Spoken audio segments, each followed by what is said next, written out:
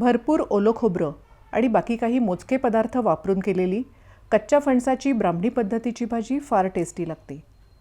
याबरोबर खाण्यासाठी पोळी नसली तरी चालते. नुसतीच ही भाजीही खाता येऊ शकते. फणसाची भाजी दाखवा अशी खूप दिवसापासून डिमांड येत होती. श्री व्याडेश्वर अभिषेकासाठी आम्ही गुहागरला गेलो तेव्हा तिथे मला हा छान कोवळा फणस मिळाला. फणस मिळाला तेव्हा तो छान हिरवा होता. प्रवासात तो थोडा बाहेरून असा काळा झाला आहे. चला आज बघूया कच्च्या फणसाची ब्राह्मणी पद्धतीची चविष्ट भाजी कशी करायची. हॅलो फ्रेंड्स, कांचन बापट रेसिपीजमध्ये तुमचं स्वागत.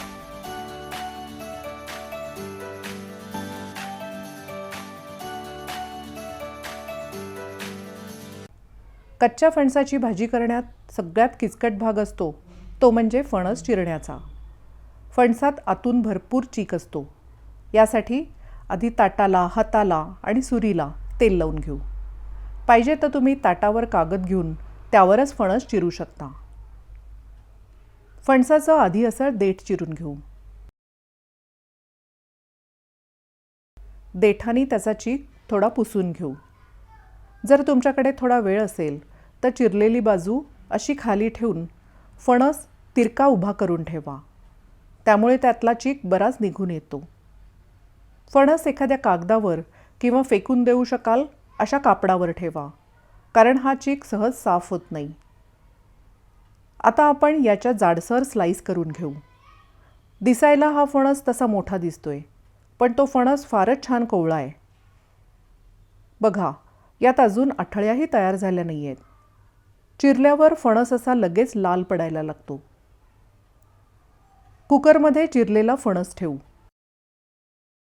त्यात थोडंसं पाणी घालून कुकर बंद करू.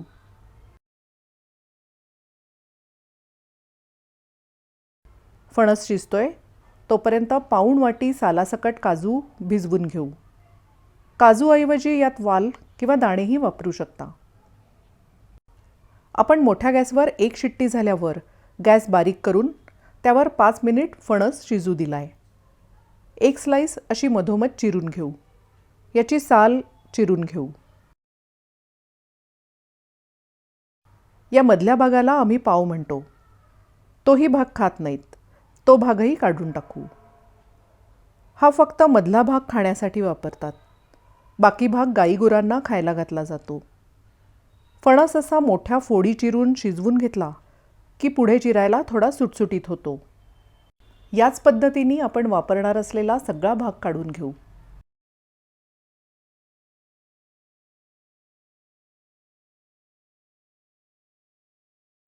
हे बघा, एवढ्या फणसात एवढी सालं आणि एवढा खाण्यायोग्य भाग निघालाय. आता वापरण्याचा फणस चिरून मोकळा करून घेऊ. फणस अगदी कोवळा आहे, त्यामुळे तो असा नुसता थोडा चिरून कुस्करून घेतला तरी पुरेसा आहे. यातली अठळी म्हणजे बी किती कोवळी आहे पहा. जर फणस थोडासा जून असेल तर अठळ्यांसहित ठेचून घ्यायला लागतो, आणि जास्त जून होऊन अठळ्या तयार झाल्या असतील तर त्यावरचं प्लास्टिकसारखं आवरण चोलून अठळ्या वेगळ्या ठेचून घ्यायला लागतात. असा शिजलेला फणस चांगल्या डब्यात ठेवून फ्रीजमध्ये 2-3 दिवस तर फ्रीजरमध्ये 4-8 दिवस टिकू शकतो.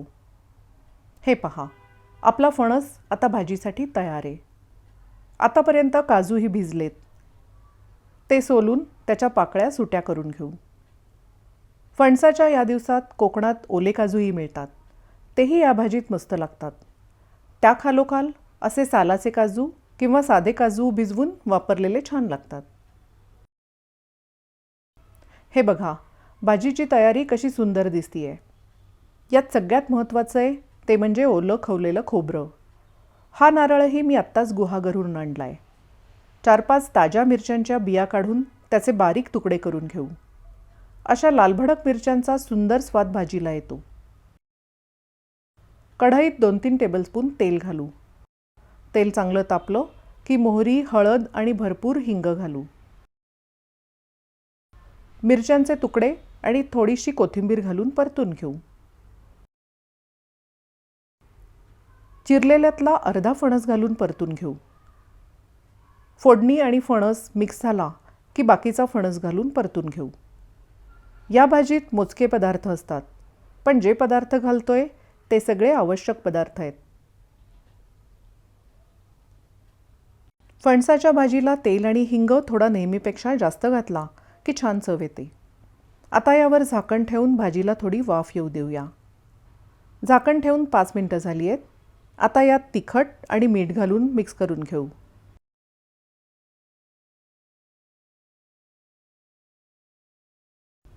भिजवलेले काजू आणि 1 वाटी ताजा खवलेला नारळ घालून मिक्स करून घेऊ. 2-3 टेबलस्पून गूळ घालू. ही भाजी अशी गोडसर छान लागते. भाजी छान परतून घेऊ. फणस ऑलरेडी शिजलेलाच असल्यामुळे फार जास्त वेळ परतायला लागत नाही. आता फक्त गूळ विरघळून सगळं व्यवस्थित मिक्स होण्यासाठी 2-3 मिनिट वाफ येऊ देऊया. वरून थोडी कोथिंबीर घालू. हे बघा, आपली साधीसुधी तरी चविष्ट अशी फणसाची भाजी तयार आहे. फणसाची भाजी वरून परत थोडं खोबरं घालून खा. ही भाजी नुसती किंवा पोळीबरोबर खाऊ शकता. फणसाची भाजी परफेक्ट होण्यासाठी कांचन बापट रेसिपीजच्या या काही खास टिप्स लक्षात ठेवा. फणस चिरताना काळजी घ्या. सगळ्या वस्तूंना व्यवस्थित तेल लावून घ्या. फणसाचा चीक नीट मॅनेज करा. पातेल्यांना जर चीक लागला तर तो निघणं अवघड होतं. यासाठी स्ट्रॉंग लिक्विड सोप किंवा लिक्विड ब्लीच उपयोगात येतं. या पद्धतीची भाजी सौम्य चवीची छान वाटते. यात बाकी काहीच मसाले आम्ही तरी वापरत नाही. पहिल्यांदा करताना प्लीज याच पद्धतीने करा. फणसाबरोबर यात जी वस्तू घातली जाते त्याला व्यंजन म्हणतात. यात व्यंजन म्हणून काजू वापरायचे नसतील तर त्याऐवजी वाल, दाणे, चवळी किंवा इतर काही कडधान्य वापरू शकता. ताजा खवलेला भरपूर ओला नारळ नक्की वापरा. फणसाच्या भाजीसाठी चांगल्या स्वादाचा हिंग वापरा. यात हिंग आणि लाल मिरचीचा स्वाद छान लागतो. हिरवी मिरची शक्यतो वापरू नका. भाजी जास्त चमचमीत आवडत असेल तर वरूनही अशीच फोडणी करून घ्या. आजचा व्हिडिओ तुम्हाला कसा वाटला मला नक्की सांगा. तुम्ही जर कांचन बापट रेसिपीज हे चॅनल पहिल्यांदाच बघत असाल तर ते प्लीज सबस्क्राईब करा. वेगवेगळे व्हिडिओज बघा. आवडले तर लाईक करा आणि आपल्या मित्र आणि नातेवाईकांबरोबर शेअरही करा. Happy cooking.